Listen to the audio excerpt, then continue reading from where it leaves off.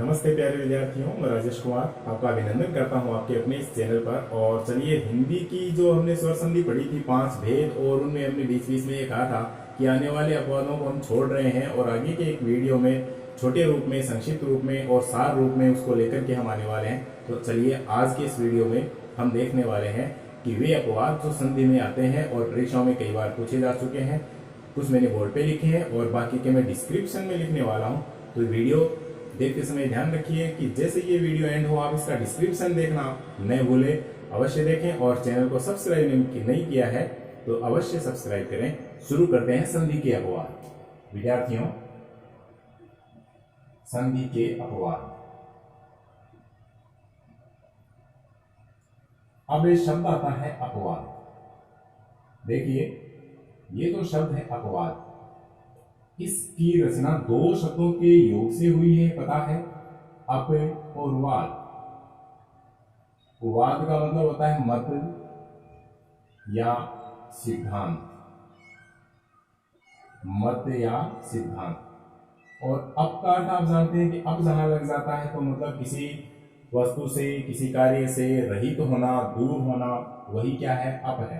Up का अर्थ होता है रहित, दूर या हटना। देखिए, कोई भी शब्द किसी सिद्धांत से निर्मित हो रहा हो, किसी नियम से बन रहा हो, और वह उस नियम से न बन करके किसी अन्य नियम से बन जाए, या फिर उस नियम का अतिक्रमण करके, उल्लंघन करके दूसरे रूप में अपना निर्माण करे और उसी रूप में प्रचलित हो जाए, तो ऐसे शब्द क्या कहलाते हैं हिंदी में विद्यार्थियों? अपवाद कहलाते हैं। तो नियमों से विपरीत चलने वाले उदाहरण क्या है? अपवाद कहलाते हैं। चलिए, नियमों का उल्लंघन करने वाले, नियमों से रहित होने वाले कौन कौन से उदाहरण हैं जो हिंदी में खास हैं, मैंने यहाँ लिखे हैं। अब मैं इनका विश्लेषण करके आपको बताने वाला हूं, आप देखते रहिए। चलिए, पहला शब्द है प्रौढ़, और यह शब्द विद्यार्थियों आरपीएससी की परीक्षाओं में आ चुका है। ध्यान रहे, ये कैसे आया है? इसके लिए पूछा गया है कि इसका सही विच्छेद क्या है। तो देखिए, प्रौढ़ शब्द की रचना कैसे मान्य है अपनी व्याकरण में? प्र जोड़ ऊढ़, प्र जोड़ ऊढ़। अब प्र में देखिए क्या निकल रहा है, ए, और सामने मिल रहा है उ, तो नियमानुसार क्या बनने वाला है विद्यार्थियों? ओ। ओ किसका होता है? ओ स्वर है, वो गुण संधि का है। यहां गुण संधि है, लेकिन ओ की जगह यहां पर क्या मिल रहा है हमें? औ मिल रहा है। और औ किसमें होता है विद्यार्थियों? औ होता है विद्यार्थियों वृद्धि संधि में। तो देखिए, टूट रहा है गुण संधि की तरह है, और निर्माण कैसे है? वृद्धि संधि की तरह है। तो न गुण संधि का रहा, न वृद्धि का रहा। चलिए, किसमें हो गया? ये अपवाद की श्रेणी में आ गया। इसलिए कि प्र जोड़ ऊढ़ बराबर प्रौढ़ होता है। तो इसका विच्छेद याद रखना है और इसका सही रूप याद रखना। ये इसका शुद्ध रूप है और ये इसका शुद्ध विच्छेद है। ये अपवाद है। दूसरा शब्द देखते हैं। दूसरा शब्द हम देखें सम्राट। वेरी वेरी इंपॉर्टेंट की श्रेणी में आने वाला शब्द है, क्योंकि इस शब्द पर बहुत कम चर्चा दिखाई देती है। चलिए, आज हम इस पर चर्चा करते हैं। सम्राट, हो सकता है परीक्षा में यही आ जाए। सम जोड़ राज, गौर करना विद्यार्थियों, सम जोड़ राज। अब बनेगा क्या? सम्राट, सम्राज। इसका संधि रूप बनेगा क्या? सम्राज। लेकिन इस जय की जगह क्या है विद्यार्थियों? ट। इस जय का परिवर्तन किस में दिखाया गया है व्याकरण में? ट में दिखाया गया है। तो जय किस में बदल गया? ट में बदल गया, और शब्द हमारे पास क्या हो गया? सम्राट हो गया। तो बताइए, अपवाद हुआ कि नहीं? ये जरूर अपवाद हो गया। और साम्राज्य शब्द की हम चर्चा करें, सम जोड़ राज जोड़ यह प्रत्यय और मिलाएंगे तो विद्यार्थियों कौन सा शब्द बनेगा? साम्राज्य। चलिए, तो सम्राज है मूल शब्द, ट में परिवर्तन होने के कारण यह शब्द क्या है? सम्राट। सम्राट शब्द का विच्छेद क्या है? समजोड़ राज। बस इतना आपको याद रखना है। अगले शब्द पर चर्चा करते हैं। हमारे पास प्रौढ़ हुआ, सम्राट हुआ। अब हम देखते हैं सुखार। सुख, सुख जोड़ रित। ये देखिए विद्यार्थियों, क्या निकल रहा है? ए, और सामने कौन सा स्वर पड़ा है? री। संधि करेंगे तो ए ओ अर गुण संधि के नियमानुसार ये क्या बनेगा, अर। लेकिन अर किस में बदल रहा है यहाँ पर विद्यार्थियों, आर में बदल रहा है, सुखार्थ। ऐसे ही ये दशार्ण, दश जोड़ ऋण, दश जोड़ ऋण, तो विद्यार्थियों दशार्ण, अर का क्या बन रहा है इन दोनों उदाहरणों में, आर। आर में बदल जाने के कारण ये दोनों शब्द क्या हो गए, ये स्वर संधि के क्या हो गए, अपवाद हो गए। ठीक है, ये सिद्धांतों के विपरीत चले हैं। इनके बाद में देखते हैं स्वेर। इस शब्द पर हम चर्चा करें। इसका विच्छेद व्याकरण में मान्य है विद्यार्थियों, स्व जोड़ ई बड़ी और स्व। अब यहां हमें मिल रहा है ए स्वर, सामने हमारे रखा हुआ है ई स्वर। बिल्कुल नियम कहता है ए जोड़ ई बराबर ए, लेकिन यहां पर ए न होकर के क्या है, आई। तो आई हो जाने के कारण ये क्या हो गया, अपवाद हो गया, क्योंकि ये सिद्धांतों से आगे बढ़ गया। तो बिल्कुल इसमें न गुण संधि कह सकते, न वृद्धि संधि कह सकते, अपितु हिंदी स्वर संधि का अपवाद। लेकिन याद रहे इसका विच्छेद बिल्कुल सही ये है, और ये आपको याद रखना है, स्व जोड़ ईर, ई इसमें दीर्घ है, तो ये बन गया स्वर। अब इसी का दूसरा रूप आपका हम देखें तो स्वरिणी। ये देखिए स्वरिणी, बिल्कुल स्व जोड़ ई छोटी री और बड़ी णी, ये इसका शुद्ध विच्छेद है। देखिए ए जोड़ ई बराबर ए का बन रहा है यहाँ पर आई, हो गया अपवाद। और इस रे के प्रभाव से इस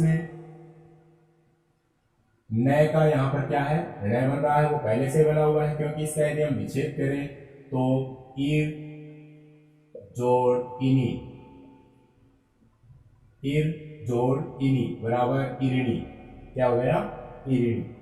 तो इसमें क्या है, इस रे के प्रभाव से विद्यार्थियों ये नए क्या बन रहा है, नए का ऋण बन रहा है, लेकिन वो तो आगे की बात है। हम देखें तो स्व जोड़ इरिणी, इसका विच्छेद हम देखें तो स्व जोड़ इरिणी, स्व जोड़ इरिणी क्या बनेगा, स्वरिणी। बस ये अपवाद है, इसका ये शुद्ध विच्छेद याद रखना है। ऐसे ही अब आगे आए अक्षोहिणी, अक्ष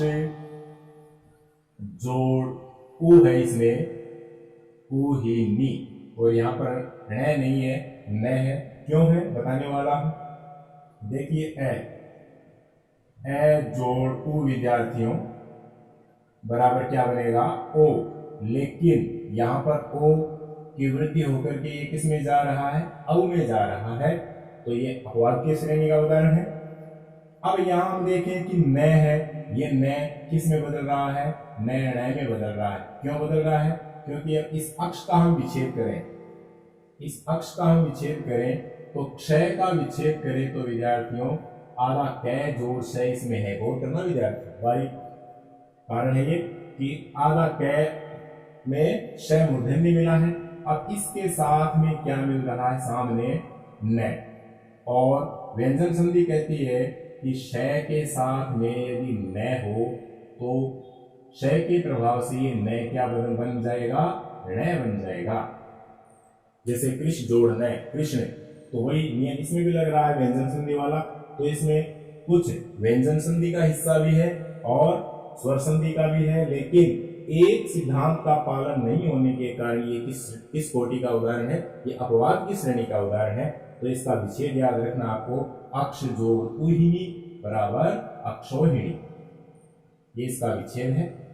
और अब इसके बाद में अगला उदाहरण देखिए विद्यार्थियों, उपदेष्टा। आइए इधर, उप इसका मान्य है उप जोड़ दिष्टा, उप जोड़ दिष्टा बराबर उपदेष्टा, इसका यही रूप मान्य है। हालांकि इस तरह की संधि करते हैं तो ये निर्माण नहीं होता है, लेकिन अपवाद है इसलिए हो रहा है, मानना पड़ेगा। उप जोड़ दिष्टा बराबर उपदेष्टा। अमिताभ। अब यहां पर मैं कुछ बताने वाला हूं कि एक तो आब शब्द है, वो आभा से बना है, आभा किस में बदलेगी, आब में बदलेगी, और ये इसका हुआ। अब सहस्राक्ष, इसमें अंतिम शब्द क्या है विद्यार्थियों, अक्षी, तो अक्षी शब्द है, इसमें अक्षी किस में बदल जाती है, अक्षी बदल जाती है विद्यार्थियों अक्ष में, अक्षी का अक्ष हो जाता है। ये इसका हुआ, और ये है यथेच्छा। यथेच्छ ये इच्छा से बना है, इसमें अंतिम शब्द है विद्यार्थियों इच्छा। पहले हम अंतिम शब्द पर देखते हैं कि इच्छा है वह किस में परिवर्तित हो रही है, इच्छ में हो रही है। और फिर है निष्प्रभ, इसमें देखिए अंतिम शब्द विद्यार्थियों प्रभा। प्रभा किस में परिवर्तित हो रही है, प्रभ में बदल रही है, प्रभा का प्रभ हो रहा है। और इन दोनों उदाहरणों में अंतिम शब्द है रात्रि। इन दोनों उदाहरणों में अंतिम शब्द रात्रि है, जो किस में बदल रहा है विद्यार्थियों, रात्रि में बदल रहा है। अब इनका विच्छेद करते हैं, अमित जोड़ आभा। अमित जोड़ आभा, ये इसका विच्छेद हो गया, तो क्या बन गया, अमिताभ। अमिताभ बना, क्योंकि आभा किस में बदल रही है, आभ में बदल रही है। ये वे उदाहरण है जिनके अंतिम स्वर का लोप होकर के इनका रूप छोटा बन रहा है, इनका ह्रस्वीकरण हो रहा है। तो देखिए अक्षी, अब ये है सहस्र। सहस्र जोड़ अक्षी। सहस्र ये बहुत ही अच्छा शब्द है शब्द शुद्धि की दृष्टि से। सहस्र जोड़ अक्षी, तो अक्षी अक्ष में बदल जाने के कारण से क्या हो गया, सहस्राक्ष। तो ये इसका शुद्ध विच्छेद है। सहस्राक्ष है तो सहस्र जोड़ अक्ष नहीं करेंगे, अक्षी करेंगे, क्योंकि अक्षी अक्ष में बदल रही है। यथेच्छ, तो इसका विच्छेद हो जाएगा विद्यार्थियों यथा धन इच्छा। यथा जोड़ इच्छा हो जाने से क्या हो गया, इच्छा का इच्छ हो गया। ये सब जगह नहीं होता है, लेकिन यहाँ हो रहा है, कुछ जगह होता है, तो ये इसका विच्छेद ये मान्य है। और शब्द रूप हो रहा है यथेच्छ।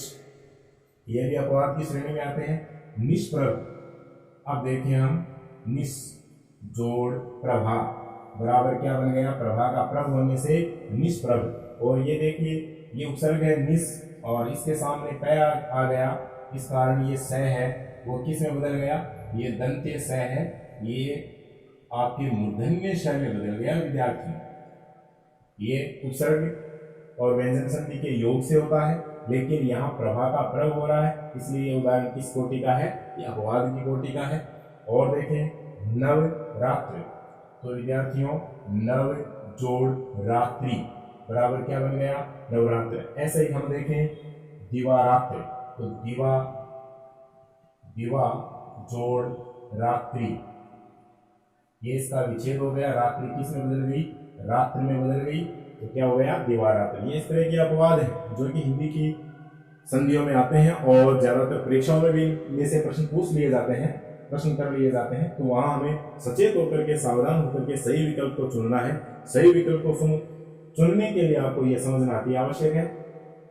अब मैं एक चीज बता दूं कि एक यहाँ पर आया सहस्र, ये देखिए श्रय, अब इसमें क्या मिला है, स जोड़ रे बराबर श्रय।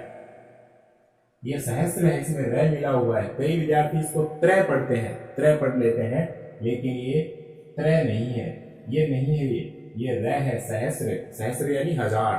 तो इसके उच्चारण में, इसके रूप पर भी हमें ध्यान देना चाहिए, क्योंकि ये हिंदी की महीन बारीक जो विशेषताएं हैं वे हमें परीक्षा में पराजित करने के लिए तत्पर होती हैं, वहां हमें पराजित नहीं होना है।